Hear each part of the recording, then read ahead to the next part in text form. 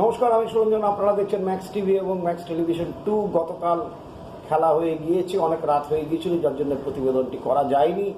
খেলাটি হয়েছে RCB versus LSG, Lucknow super জায়ান্টসের সাথে খেলা হয়ে গিয়েছে এবং খেলার ফলাফলও শর্টসের মাধ্যমে আপনারা জেনে গিয়েছেন। কিন্তু এই প্রতিবেদনটি নিয়ে আপনাদের সাথে এখন আমি এসেছি, একটু বাদেই রিলিজ করে দেবো এবং সেই সঙ্গে সঙ্গে আবার ম্যাক্স টিভি এবং ম্যাক্স টেলিভিশন 2-তে আপনারা পরপর দেখতে পাবেন। তো গতকাল খেলাটি কীরকম হলো, কারা কীরকম খেললো এবং কেই বা এই খেলার গেম চেঞ্জার হিসেবে কাকেই বা আমরা দেখলাম এবং সে কীরকমভাবে খেললো এবং আলটিমেটলি কি হলো খেলায়, সেটা নিয়ে আমরা একটু আলোচনা করব। গতকাল যথারীতি ফাফ ডু প্লেসিস টসে জিতে ফিল্ডিং নেন এবং ফিল্ডিং নেওয়ার পরে গুরুত্বপূর্ণ দুটি ক্যাচ মিস করেন। একটি নিকোলাস পুরানের ক্যাচ এবং আরেকটি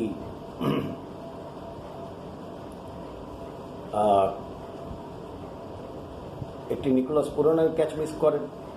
সুতরাং দুটি গুরুত্বপূর্ণ ক্যাচ মিস হয় নিকোলাস পুরান এবং সম্ভবত কুইন্টন ডিককের ক্যাচও ফেলেছেন এবং তারপরেই যেটা হয় সেটা হচ্ছে সেইখান থেকে কিন্তু একদম খেলা ঘুরে যায় এবং বিধ্বংসী ব্যাটিং করেন হচ্ছে নিকোলাস পুরান। পূর্ণ সদ্ব্যবহার করেন সেই সুযোগের এবং সুযোগের সদ্ব্যবহার করে তারপরে তাদের স্কোরকে পৌঁছে নিয়ে যান 181 রানে এবং গেলবারও তাই হয়েছিল। আরসিবি কেকেআরের বিরুদ্ধে 182 রান করেছিল এবং কিন্তু তারপরেও তারা ম্যাচটি জিততে পারেনি। অর্থাৎ ঘরের মাঠে আরসিবির এটি দ্বিতীয় পরাজয়। এবং সবথেকে যেটা বড় কথা, যেটা আমি বারবার বলে এসেছি, আরসিবির কিন্তু বোলিং লাইন আপে কোনো বৈচিত্র্য নেই। কালকেও দেখা গেল যে রিস টপলিকে তারা খেলালেন, কিন্তু বৈষয়িক বিজয় কুমারকে তারা খেলালেন না। যে বৈষয়িক বিজয় কুমার 23 রান দিয়ে 1 উইকেট নিয়েছিলেন গেল ম্যাচে, এত ভালো বল করেছিলেন, তাকে প্রথম 11তে খেলানোর একটা অনীহা দেখা দিয়েছে। মায়াঙ্ক ডাগারকে খেলালেন, ঠিকই আছে, কিন্তু বোলিংয়ে খুব একটা বৈচিত্র্য ধার সেইভাবে নেই। আরসিবির সমস্ত কিছু কিন্তু ব্যাটিং নির্ভর এবং এই ব্যাটিং যদি ক্লিক না করে সেইভাবে, অর্থাৎ ব্যাটিংয়ে সবসময় তাদেরকে কিন্তু, যদি চিন্নাস্বামীতে খেলা হয়, তাদেরকে অন্তত যে পার স্কোর তার থেকে অন্তত 20-30 রান বেশি হওয়া দরকার। তো প্রতিবেদনটি এবার শুরু করা যাক।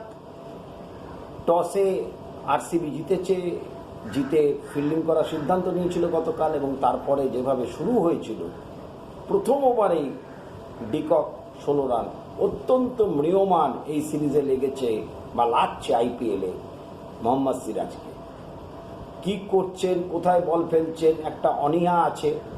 রাউন্ড দ্য উইকেট বল করার ক্ষেত্রে অনীহা আছে এবং রাউন্ড দ্য উইকেট সিরাজ বল করতে চান না বা তাকে সেইভাবে নির্দেশও দেওয়া হয় না। সিরাজ কিন্তু সেই ছন্দে বল করছেন না, যার ফলে হলো কি, আপফ্রন্টে কোনো উইকেট আসছে না এবং উইকেট না আসার দরুন তার মধ্যে ক্যাচ যদি আপনি ফেলেন, তাহলে তো সুযোগের সদ্ব্যবহার যদি না করতে পারেন, তাহলে সেক্ষেত্রে আপনি এলএসজির টিমকে আরও সুযোগ দিয়ে দিচ্ছেন। তার কারণ তাদের যে প্রথম দিকের যারা ব্যাটসম্যান, অর্থাৎ Quinton de Kock, KL Rahul, Nicholas Pooran, Debdutta Padikkal, এই যে 4 জন এবং পরবর্তী সময় যারা ব্যাট করতে নামছেন তারা কিন্তু স্টনিস।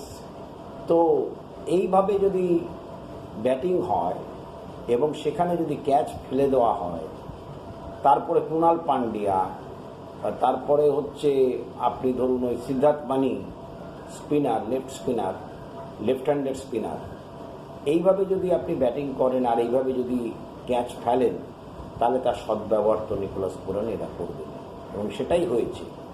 কিছুটা সম্মান বেঁচেছে মণিপাল লোমড়োর জন্যে, কিন্তু মণিপাল লোমড়োকেও রজত পাটিদারের জায়গায় কেন প্রথম 11-এ স্থান দেওয়া হয়নি, এটা বোধগম্য নয়।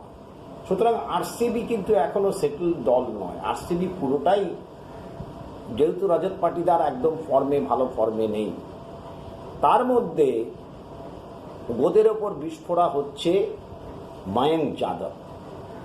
ময়ঙ্ক যাদব একা তাদেরকে পুরো ধ্বংস করে দিয়েছেন। কাল 40 রানে কোনো উইকেট ছিল না, 53 রানে 3 উইকেট, তারপর 4 উইকেট, তারপরে তো প্রসেশন।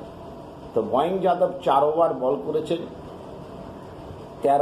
14 রান দিয়েছেন, 3 উইকেট নিয়েছেন। প্রথম ম্যাচে 4 ওভার বল করেছেন, 27 রান দিয়েছেন, 2 উইকেট নিয়েছেন। দুটি ক্ষেত্রেই ময়ঙ্ক যাদব হচ্ছেন প্লেয়ার অফ দ্য ম্যাচ। এবং যেভাবে যে গতিতে ময়ঙ্ক যাদব বল করছেন এবং যে বলটায় ক্যামেরন গ্রিনকে আউট করেছেন, তারা ফাস্ট পিচ, বাউন্সি পিচে তারা খেলে অভ্যস্ত। এই স্লোইশ পিচে যেখানে 2 পেস উইকেট, সেই উইকেটে ময়ঙ্ক যাদব যেভাবে বল করছেন, কালকে 157 মাইল জোরে বল করেছেন পার আওয়ার। সুতরাং বুঝতে পারছেন যে জোরে, যে অ্যাকুরেসির সঙ্গে ময়ঙ্ক যাদব বল করছেন। গ্রিন ঠিক আগের বলটাতেই একটা শর্ট আর্ম পুল করে মিড উইকেটের উপর দিয়ে 4 মেরেছিলেন। তার পরের বলটাই এমন একটা হার্ড লেংথে পড়ে এমন গতিতে পরাস্ত করেছেন, তার ব্যাট আসার আগেই তার মানে উইকেট উড়ে চলে গিয়েছে। সুতরাং যে গতিতে ময়ঙ্ক যাদব কালকে পুরো গেম চেঞ্জার হিসেবে ময়ঙ্ক যাদব, এবং ময়ঙ্ক যাদব যেভাবে বল করছেন, দুটো খেলাতে যেভাবে বল করেছেন, তাতে খুব একটা আশ্চর্য হওয়ার নেই। সবাই কমেন্ট্রিতেও তারা বলছিলেন এবং আমারও নিজস্ব তাই মত, যে তিনি যদি T20 ওয়ার্ল্ড কাপ টিমে না থাকেন তাহলে সেটা খুব আশ্চর্যের হবে।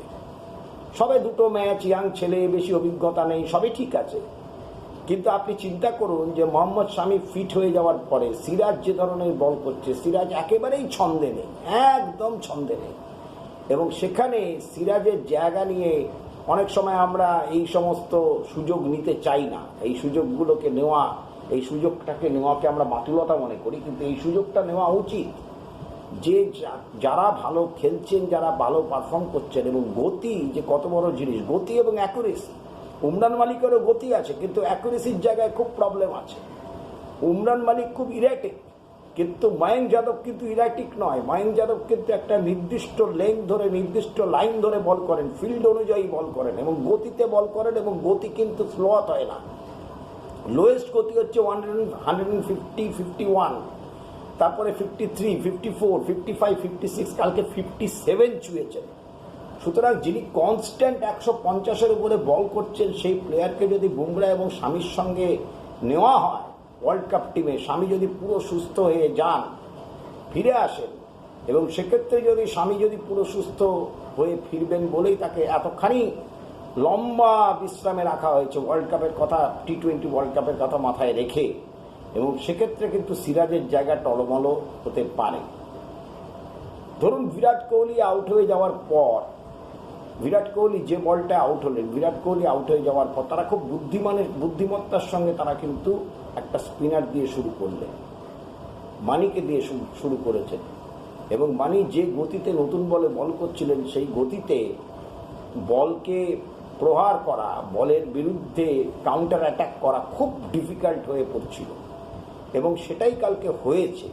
তো সুতরাং আরসিবি যখনই টিম তৈরি করে, তারা ব্যাটিংয়ের দিকে যতটা মানে গুরুত্ব দেয়, বোলিংটার দিকে বা অলরাউন্ড এবিলিটির দিকে সেই ধরনের গুরুত্ব তারা দেয় না। রজত পাটিদার ফর্মে নেই, তারপরেও তাকে খেলানো হচ্ছে। মণিপাল লম্ব্রোকে কেন প্রথম 11-য় খেলানো হবে না, এর আগেও আমি বলেছিলাম। সুতরাং আরসিবির অবস্থা এখন খুব খারাপ। আরসিবি কিন্তু 2টো ম্যাচ তাদের ঘরের মাঠে তারা হেরেছে, সেই জন্য আরসিবির অবস্থা খুব ভালো নয়। এবং ময়ঙ্ক যাদব যেভাবে গেম চেঞ্জার হিসেবে 2টো খেলাতেই যেভাবে এসছেন, তাদেরকে একদম ক্লুলেস করে দিয়েছেন। তাদের কাছে কোনো উত্তরই নেই। তাদের ফুটওয়ার্ক, গ্রিন যে বলটা আউট হয়েছেন আপনারা লক্ষ্য করবেন, গ্রিনের কোনো ফুটওয়ার্কই ছিল না। মানে গ্রিন কিছু বোঝার আগেই গ্রিনের উইকেট চলে গেছে। এত গতিতে পরাস্ত করে দিচ্ছেন, এবং গতিতে পরাস্ত করছেন, বাউন্সে পরাস্ত করছেন, লেংথ এবং লাইন, এই যে কতগুলো জিনিস মেনটেন করছেন, সেই সঙ্গে গতিও মেনটেন করছেন, যার জন্য খুব মুশকিল হয়ে গেছে। ময়ঙ্ক যাদবের কাছে কিন্তু আপনার স্লোয়ার ডেলিভারি সেই অর্থে দেখিইনি। এখন স্লোয়ার ডেলিভারি তার কাছে আছে কিনা, সে ইয়র্কার করতে পারে কিনা, সেগুলো কিন্তু পরীক্ষিত নয়। সেগুলো যত যাবে হয়তো পরীক্ষার মধ্যে। এখন অনেক খেলা, এবং প্রত্যেকটা খেলাতেই ময়ঙ্ক যাদব খেলবেন। যেভাবে তিনি তার ফিটনেসের উপর জোর দিচ্ছেন, যেভাবে পরিচর্যা করেন, যেভাবে প্লেয়ার অফ দ্য ম্যাচ হওয়ার পরে যে কথাগুলো বলছিলেন, ডায়েটের ওপরে ভীষণভাবে নিয়ন্ত্রণ করেন, ফিটনেসের ওপরে ভীষণভাবে সজাগ থাকেন, ফিটনেস নিয়ে প্রচুর পরিশ্রম করেন এবং সঠিক বিশ্রাম নেন, তো সমস্ত কিছু যেভাবে ময়ঙ্ক যাদব করছেন তাতে ময়ঙ্ক যাদব কিন্তু এই লখনৌ সুপার জায়ান্টসের জন্য তুরুপের তাস হয়ে উঠবেন এই সিরিজে, অলরেডি হয়ে উঠেছেন এবং প্রত্যেকটা টিম কিন্তু এই ময়ঙ্ক যাদবের বিরুদ্ধে ভুগবে। এবং এলএসজি এর পরের খেলা, যে খেলাটি তারা মুম্বাইয়ের এগেনস্টে খেলবে, মুম্বাইতে যখন খেলবে মুম্বাইয়ের ঘরের মাঠে, সেখানেও কিন্তু যথেষ্ট দুঃখ আছে। তার কারণ সেখানে হচ্ছে red soil pitch, bouncy track, সেখানে বল মুভ করে, সুইং করে, এবং সেই রকম জায়গায় যদি ময়ঙ্ক যাদব বল করেন তাহলে কিন্তু মুম্বাই টিমের জন্য, মুম্বাই টিমের এমনি ছন্নছাড়া অবস্থা, তো সেই অবস্থায় খুব দুঃখ আছে। সুতরাং আরসিবি পুরোটাই Virat Kohli, Faf du Plessis, Cameron Green এদের ওপর নির্ভরশীল, ম্যাক্সওয়েলের ওপর নির্ভরশীল। কিন্তু আমার প্রশ্ন হচ্ছে ম্যাক্সওয়েল রান করবেন কবে? এর আগের প্রতিবেদনেও আমি বলেছি ম্যাক্সওয়েল কিন্তু যখনই আইপিএল আসে তখনই তার ব্যাটে রান থাকে না, এটা একটা অদ্ভুত ব্যাপার। তিনি 2টো উইকেট নিয়েছেন, 23 রান দিয়েছেন, কিন্তু উইকেট নেওয়ার জন্য তো তাকে, উইকেটটা হচ্ছে অপশনাল, তার ব্যাটিংটা হচ্ছে স্ট্রেংথ। সেইখানে কিন্তু মানে ম্যাক্সওয়েলও অবাক হয়ে গেছে যে গতিতে কিন্তু ম্যাক্সওয়েলকে পরাস্ত করেছেন ময়ঙ্ক যাদব। সুতরাং উত্তর কিন্তু কারোর কাছেই থাকছে না, এবং আরসিবির কাছেও কালকে ময়ঙ্ক যাদবের ওষুধ কি, সেই ওষুধটা প্রতিকার কি, সেই প্রতিকারটা কিন্তু তারা খুঁজে বার করতে পারেনি। তার কারণ ময়ঙ্ক যাদব একদমই একজন সারপ্রাইজিং এলিমেন্ট হিসেবে কাজ করছে, অচেনা শত্রু হিসেবে কাজ করছে, অজানা একটা বোলার হিসেবে কাজ করছে, এবং যতই যারা দেখছেন প্রত্যেকে তারা মুগ্ধ হয়ে যাচ্ছেন। এবং কালকে মাঙ্গুয়া বলছিলেন কমেন্ট্রিতে যে ময়ঙ্ক যাদব এখন অব্দি একটা স্পন্সর পায়নি, ইট ইজ রিডিকুলাস। তো সুতরাং এটা হচ্ছে স্পন্সর কেন, অনেক কিছু ময়ঙ্ক যাদব পেয়ে যাবেন। সুতরাং যে অবস্থায় আরসিবি রয়েছে সেখান থেকে বেরিয়ে আসাটা খুব মুশকিল, তাদের প্রথম 11-য় পরিবর্তন করতেই হবে। অনুজ রাওয়াত বল খুঁজছিলেন, মানে বল খুঁজেই পাচ্ছেন না, কোথায় বল পড়ছে, কি হচ্ছে কিছুই, গতিতে কতবার পরাস্ত হয়েছেন, 22 বলে 11 রান করেছেন অনুজ রাওয়াত একটা ম্যাচ খেলার পর, বিধ্বংসী ব্যাটিং করার পরে, তারপরে কিন্তু অনুজ রাওয়াতকে ছন্দে দেখা যাচ্ছে না। সুতরাং এই ব্যাটিং লাইন আপ নিয়ে কিন্তু যথেষ্ট ভাবতে হবে, বোলিং লাইন আপ নিয়েও ভাবতে হবে। আকাশদীপ যে ভারতের হয়ে খেলেছে, এত ভালো বল করেছে, ডোমেস্টিক ক্রিকেটে এত ভালো পারফর্ম করেছে, তাকে কিন্তু খেলাচ্ছে না। বৈশ্বিক বিজয় কুমারকে তারা খেলাচ্ছেন না প্রথম 11-য়। কারণটা কি? তারা 11 জন সেটেলই করতে পারছেন না কি করা উচিত। সুতরাং শুধুমাত্র ব্যাটিং নির্ভর করে, ব্যাটিংয়ের ওপর নির্ভরশীল হয়ে যবে ব্যাটিং ক্লিক করবে তবে তারা জিতবেন। বিরাট কোহলি কবে একটা বড় রান করবে, বিরাট কোহলি ছন্দে আছেন, কালকেও ছন্দে ছিলেন, ইন্টেন্ট পরিষ্কার ছিল। সুতরাং বিরাট কোহলি, ফাফ ডুপ্লেসিকে ওপরের দিকে ক্লিক করতেই হবে, এবং মধ্যিখানে রজত পাটিদারের জায়গায় মণিপাল রোমরোকে খেলার উচিত। কারণ যেভাবে মণিপাল রোমরো ব্যাট করেছেন, একাই খেলা ঘুরিয়ে দিয়েছিলেন, এবং মণিপাল রোমরোর জন্যই কিন্তু আরসিবি শেষ পর্যন্ত 28 রানে পরাজিত হয়েছে। এই দিকগুলোতে নজর রাখতে হবে, এই দিকগুলো কিন্তু ঠিক নজর রাখা হচ্ছে না। আর এলএসজির তুরুপের তাস হয়ে গেছে একদম হচ্ছে এই ময়ঙ্ক যাদব। শুরুতে দেখুন কুইন্টন ডিককের সঙ্গে ওপেনিংয়ে কেএল রাহুল, তারপরে দেখুন ওদের ব্যাটিং লাইন আপ যেভাবে দেবদত্ত পাটিকাল, তারপরে দেখুন স্টনিস, তারপরে দেখুন নিকোলাস পুরান, তারপরে দেখুন কুণাল পান্ডিয়া। তো যেভাবে তাদের রয়েছে তাদের সমস্ত কিছু, সেখান থেকে কিন্তু সিদ্ধার্থ মানি, তো যেভাবে তারা দলটাকে সাজাচ্ছে তাতে কিন্তু আগামী দিন এই লখনৌ সুপার জায়ান্টস যদি কোনো আশ্চর্য ঘটনা ঘটিয়ে ফেলে তাতে কিন্তু কারোর অবাক হওয়ার কিছু নেই। তারা এমন একটা সারপ্রাইজিং এলিমেন্টস নিয়ে এসছেন, তাদেরকে প্রত্যেককেই কিন্তু হতচকিত করে দেওয়ার মতো। সুতরাং আরসিবিকে ভাবতে হবে তাদের কম্বিনেশন ঠিক হচ্ছে না, কম্বিনেশনকে ভাবতে হবে। আমি সবসময় বৈশ্বিক বিজয় কুমারকে আগে খেলাম, আমি প্রয়োজন হলে যশ দয়ালের জায়গায় বৈশ্বিক বিজয় কুমারকে আগে রাখবো, আমি প্রয়োজনে ময়ঙ্ক ডাগারের জায়গায় করণ শর্মাকে খেলানোর চেষ্টা করব। ময়ঙ্ক ডাগার ঠিক আছে কিন্তু আমি করণ শর্মাকে খেলাবো। আমি প্রয়োজনে সিরাজকেও ড্রপ করতে পারি, কারণ সিরাজ কিন্তু একেবারেই ছন্দে বল করছেন না। সুতরাং কিভাবে তারা এই জায়গা থেকে বের হবেন তাদেরকে ভাবতে হবে। তাদের কাছে কিন্তু এখন শেষ 2টো ম্যাচ ঘরের মাঠে অত্যন্ত গুরুত্বপূর্ণ হয়ে দাঁড়িয়েছে, পরপর 2টো ম্যাচ তারা ঘরের মাঠে হারলেন। সুতরাং এই অবস্থায় যে পরিস্থিতি, সেই পরিস্থিতিতে কিন্তু তাদেরকে যথেষ্ট বেগ পেতে হবে আগামী দিনে, সে ব্যাপারে কোনো সন্দেহ নেই। যদি তারা ব্যাটিংয়ের দিকে নজর, ব্যাটিং অর্ডারের দিকে নজর না দেন এবং ব্যাটিং অর্ডারকে যদি তারা প্রপারলি না সাজান, যারা বসে আছেন তাদেরকে যদি তারা না খেলান, তাদেরকে চেষ্টা করতে হবে খেলানোর। উইল জ্যাক্স বলে একজন প্লেয়ারকে তারা বসিয়ে রেখেছেন, তাদেরকে খেলানো উচিত, তাকে খেলানো উচিত। বিদেশিদের মধ্যেও পরিবর্তন, 4 জন বিদেশিকে কিন্তু সঠিক নির্বাচন করতে হবে। Faf du Plessis, Cameroon green, Maxwell ছাড়া আরেকজনকে খুব ভালোভাবে নির্বাচন করতে হবে। যদি ব্যাটিং শক্তিশালী করতে হয় তাহলে বোলিং ডিপার্টমেন্টে জস দয়ালের জায়গায় বৈশ্বিক বিজয় কুমারকে খেলানো উচিত। যদি আপনি টপলিকে খেলাতে চান তাহলে বৈশ্বিক বিজয় কুমারকে খেলান, আর যদি টপলিকে বাদ দিতে চান তাহলে বৈশ্বিক বিজয় কুমার প্রথম 11তে সবসময় দলের মধ্যে থাকা উচিত। তো এই বিষয়গুলোকে নিয়ে ভাবা উচিত। রজত পাটিদার যেখানে একেবারে ফর্মে নেই, প্রথম 11তে মণিপাল ডোমরো একদম চোখ বন্ধ করে তাকে টিমে নেওয়া উচিত। তো কিভাবে আগামী দিনে আরসিবি দল সাজাবে সেদিকে নজর রাখতে হবে। এবং এলএসজি যদি টসে হেরে যাচ্ছে এবং টসে হেরে গেলে যদি শুরুতে তারা ব্যাট করে, কি তারা যদি 160-70ও করে, সেটাও কিন্তু প্রোটেকশন দেওয়ার মতো তাদের কাছে ক্ষমতা আছে। তারা তাদের গেম চেঞ্জার এমন একজন আছেন। এবং কিছুটা ছন্দে যদি রবি বিষ্ণুই বল করে, যেভাবে বল করেছেন কালকে নামিউল হক, এরা যদি ঠিক ছন্দে বল করতে পারেন এবং তারা যদি প্রপার সমর্থন দিতে পারেন ময়ঙ্ক যাদবকে, তাহলে কিন্তু যে কোনো খেলা তারা কিন্তু ঘুরিয়ে দিতে পারেন যে কোনো মুহূর্তে। সুতরাং ময়ঙ্ক যাদব অসাধারণ এবং সঠিকভাবেই তাকে প্লেয়ার অব দ্য ম্যাচ নির্বাচিত করা হয়েছে। তিনি 2টো ম্যাচ খেলেছেন, 5টি উইকেট নিয়েছেন। আপনি রান দেখুন, 2টো ম্যাচে বল করেছেন 8 ওভার, রান দিয়েছেন 41, উইকেট নিয়েছেন 5।